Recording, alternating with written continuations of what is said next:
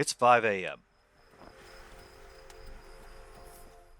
Toliara is still asleep, mostly, with the occasional cart creaking through the quiet streets. Nobody else is awake. So why are we awake and moving at 5 in the morning? Today is the long haul. The day we begin the hard drive down to the Bokonaky Ambony region for the unique Labradorite for which Adrian has spent 2 years organizing this trip.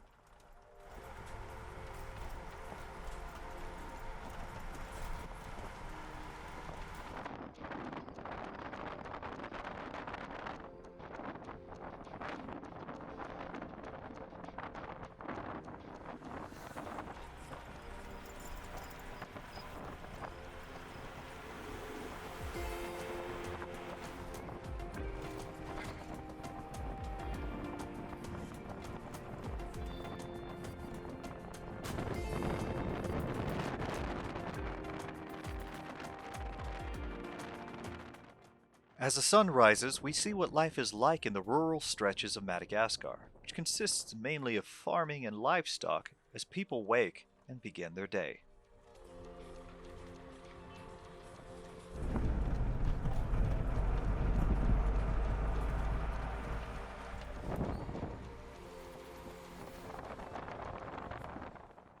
It's somewhat dangerous to go at a decent speed in the dark once we're out of town because of the regular potholes and sections of broken asphalt, in addition to other vehicles, so it takes us a couple of hours to reach the crossroad town of Ambony, a small village that is the start of Route 10, the western primary road to the southern Madagascar region.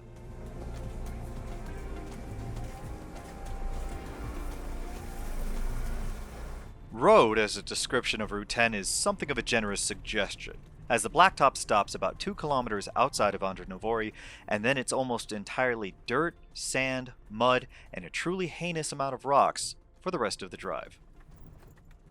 As the cameraman for this particular venture, it's also a personal reminder to invest in a gimbal for future adventures, as the vehicles bounce and weave their way southward.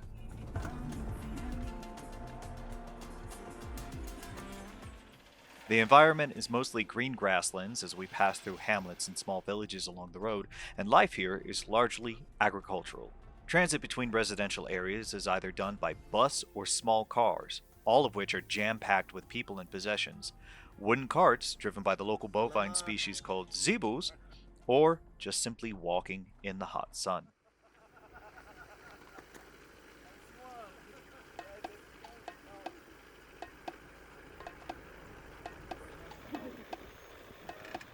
Ay, may pakasar na yun niya eh. Ay, pakasar na yun. They make their charcoal and they put them in that bag before halfway up and they put the wrap.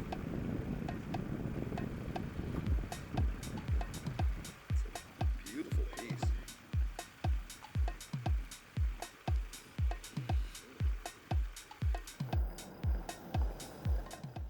There are a good number of times in which motorized transport becomes a liability, as the roadway is not wide, passing vehicles and people are frequent, and can almost be disastrous.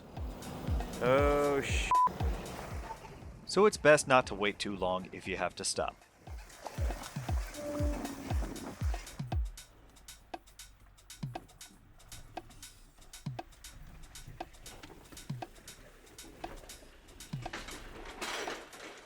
Despite the sparse roadway conditions, there is infrastructure that makes the drive a little easier, like a few bridges that span broad riverbeds such as the Secondary and Onelahi rivers, but more often there is the problem of broken terrain. There are lengths of Route 10 that have been affected not only by vehicular traffic chewing up the ground, but rains and flooding that can foul the stability of the road. As you can see here, we've momentarily become a victim of a long stretch of soft sand.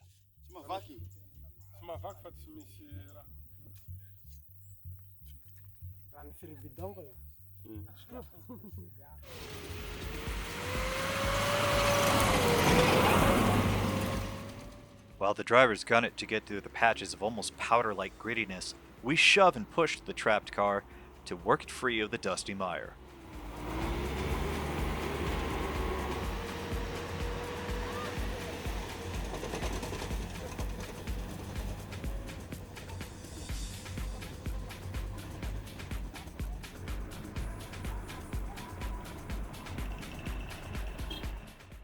Naturally, as the brief opportunity strikes her, Adrian takes the moment to go rockhounding. Let me see. Show me the rocks.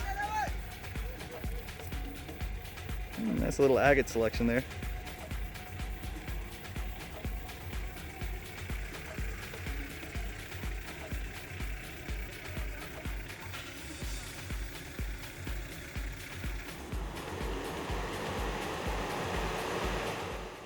For larger vehicles, like buses or industrial-sized rock haulers coming up with a load of material in their beds, unstable land like this can be significant trouble, as losing traction or too much weight could overheat an engine or damage the wheels or the drivetrain with the strain.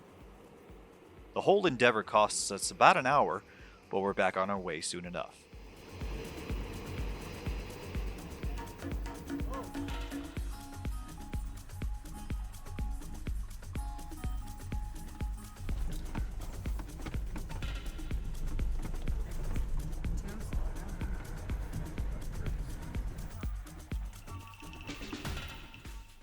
We pass through the town of Tongabori and over the river Onelahi, and soon after that, it's time for lunch.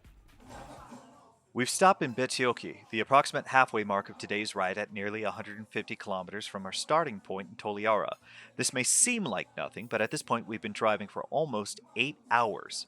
For reference, Google Maps suggests that it should take 3 hours and 45 minutes from Toliara to Betioki, but the road conditions have forced us to take almost twice that, not counting the sandy disruption earlier.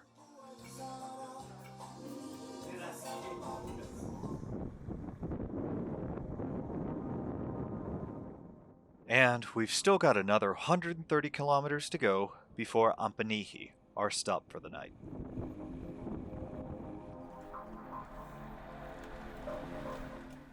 I'll spare you any dark and shaky footage of our midnight ride into Ambony, but from start to finish the entire trip takes us over 18 hours and 285 kilometers to reach our destination, almost 17 of that being solid, stuck-in-a-car drive time.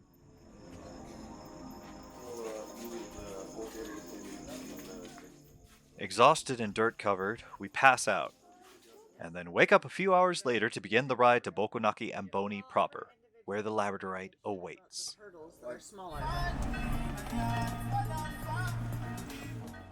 It's about 31 kilometers to the site directly, but we have to navigate even more rock and dirt road, this time with no clear or evident markings as to where exactly we're going.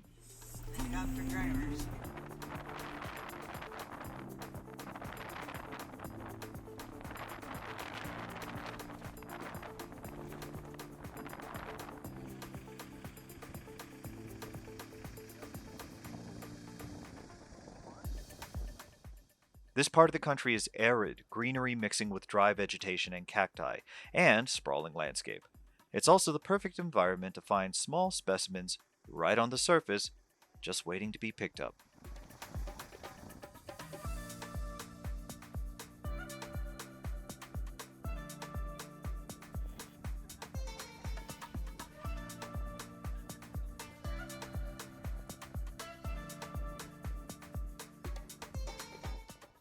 We also have an unexpected surprise. These two men are gold panners, searching for a unique variation of powdery gold deposits in a nearby river. Jean-Claude explains how that process works. So they make this pen. They carve it. Yeah, they carve this pen. Now they are going. No, they are going to the river to mine to find the gold. And this. So when they find gold here, they put the gold inside of this plate. Okay.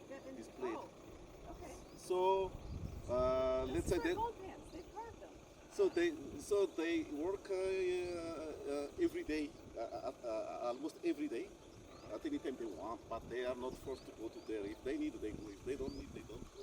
So when they find gold, let's say 1 gram, they have to go to this Okay. to sell it. That's their life. We're now 3 hours into our drive for the day, and of course it wouldn't be complete with yet another circumvention of rough terrain, this time a bit more soggy.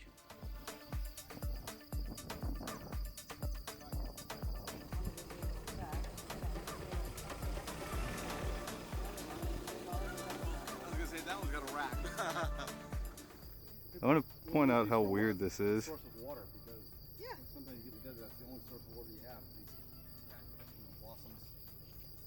I've had them turn into tea. So that I don't. Oh yeah, jam, lots of jam.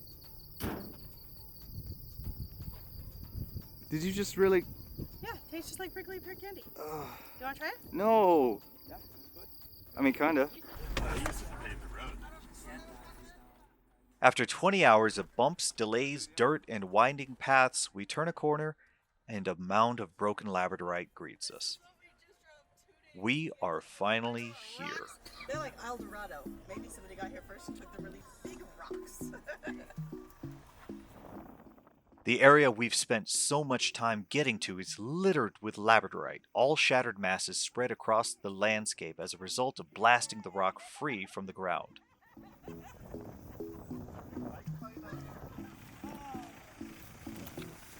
Oh my gosh. Ron, there's the purple right there. There's just. Can you see it? Yeah.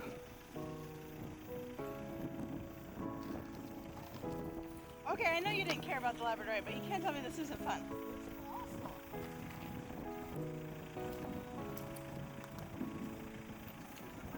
The end result of 2 years of planning and coordination has brought us to a world of calcium and sodium-rich feldspar geology, the key components of the dynamic flash of color the feldspar crystal is known for.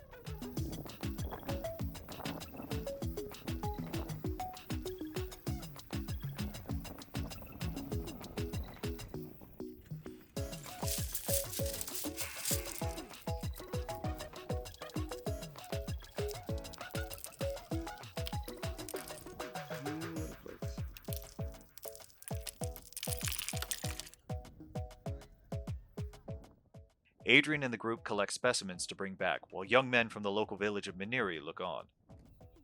They come to this mine and dump area to collect labradorite in quantity, in order to cart the material back to the village and prepare it for transport up north, where it will be exported abroad or sold at markets.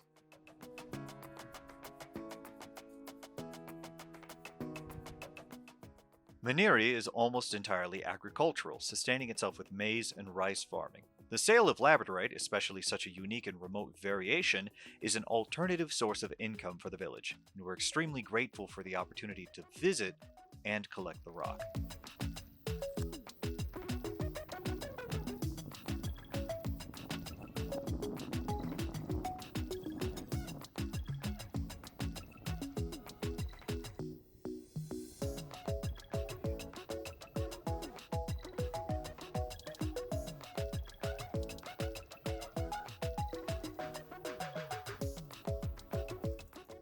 This particular dump was produced by a combination of drill and blasting, but not all of the fragments and chunks maintain the iridescent layers of coloration trapped in the crystal. A special combination of elements and formation is required to produce such qualities in the stone. Alright, we finally made it out here after what, about 20 hours? Probably. About 20 hours. This is Justin, this is Rick, and this is the mining crew that's out here today. So we're at the Labradorite mine where we get the purple and blue Labradorite. It's very famous for it. Right now, it's not technically open, but it is still being mined by a lot of the locals. Do you want to explain why the Labradorite actually has color? Yeah, so the color in Labradorite, oddly, is called labradorescence. I know that seems like a technical thing, but that's technically what it's called. So it's caused by, when you see the play of color when you turn a piece of Labradorite, it's caused because it's made up of sodium and calcium ions, along with silica. But those calcium and sodium ions are huge compared to the silica. So they create an empty space between each ball of these molecules. And that empty space is called an intersia. And it fills up with air, and that acts like a prism. So when you're actually turning it, you're seeing a prism effect of light reflecting out of the empty space and turn into a prism. Part of it is the reason why you see it layers on one face and not on another, and it's because these crystals form what's called lamellar planing, and that's because they form in these layers. And some of you can see it better than others, and I'll bring this around, show it to the cameras. You can see it. And that's part of what causes the play of colors. You've got this lamellar planing and these big molecules in air. That's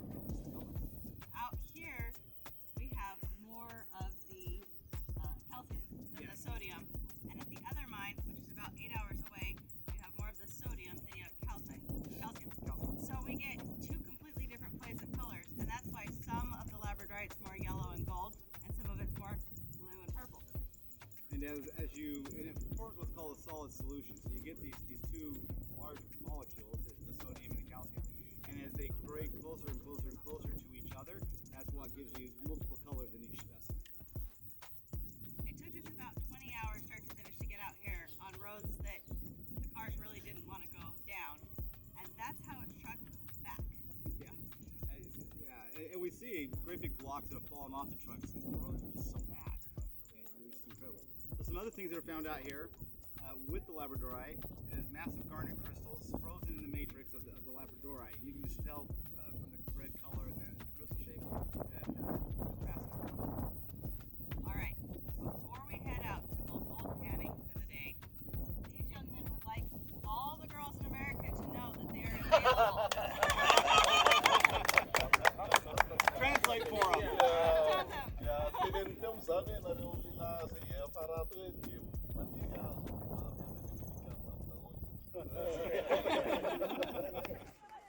That last bit was kept in there actually by their request. They wanted us to throw it in the video, despite the rather significant intercontinental distances. So after about an hour, we've collected as much as we can bring back, and then it's time to go. Our treasure hunt for the beautiful purple and pink flash labradorite, for the time being, is done.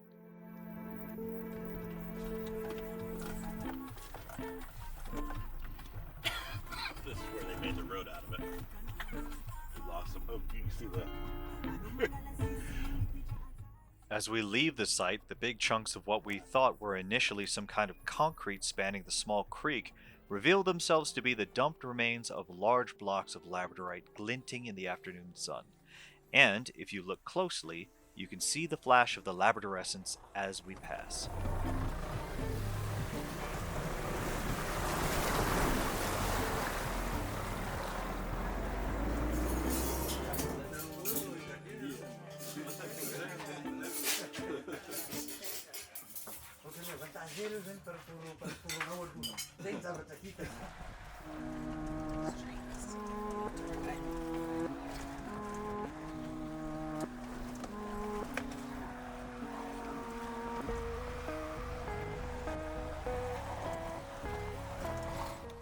We spend one more night in Ambony and then begin the long, long drive back to Toliara. But this time, we have a surprise detour along the way.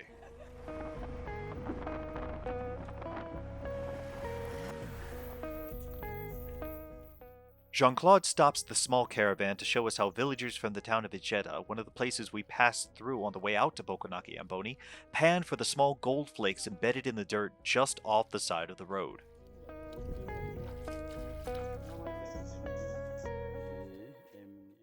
Ijeda is a predominantly agricultural town, sustaining itself with farming and livestock like most of the rural locations in the southern region. However, gold panning, like labradorite further south, is an alternative source of support for some villagers.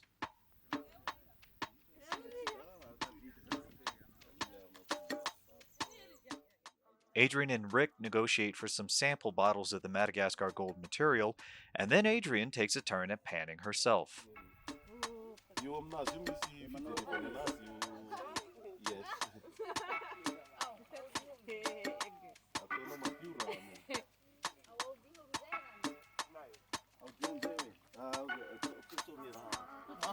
Mash with your hands.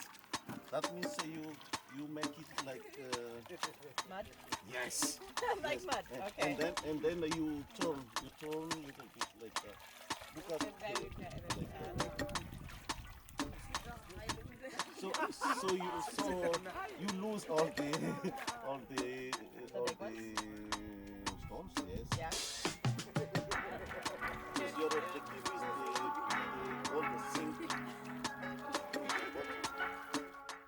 A young woman named Mainte shows Adrian how it's done, taking a bucket full of excavated dirt and swirling it in one of the corkwood pans the villagers use to wash the gold free from the resulting mud mass.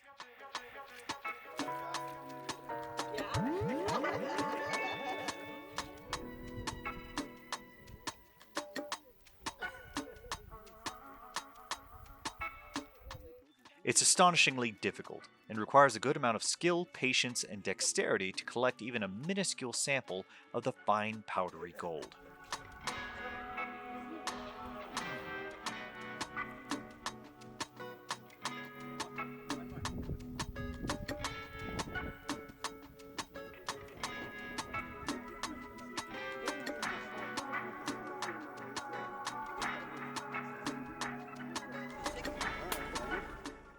This time because of a major thunderstorm that passed north of Ambony and washed out much of the path we previously drove on to get to the south, we have to make several deviations and at one point almost lose one of the vehicles from thick mud and engine burnout.